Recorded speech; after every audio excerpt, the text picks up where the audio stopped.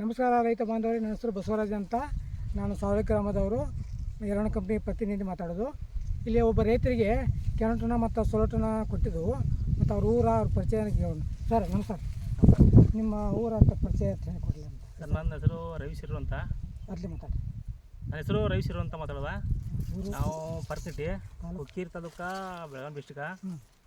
ಇದು ದೀಡ್ 2 ತಿಂಗಳು ಕಬ್ಬು ಐತ್ರಿ. ಇದು ಔಷಧ ಕೊಟ್ಟರು. ಇದು ಒಂದ್ಸಲ ಸ್ಪ್ರೇ ಮಾಡ್ಯಾನು, ಒಂದೇ ಸಲ ಸ್ಪ್ರೇ ಮಾಡ್ಯಾನು.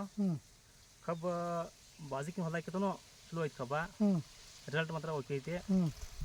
ಏನಿಲ್ಲ, ರೈತರು ಬಂದವ್ರನ್ನ ಯೂಸ್ ಮಾಡ್ಬೋದು.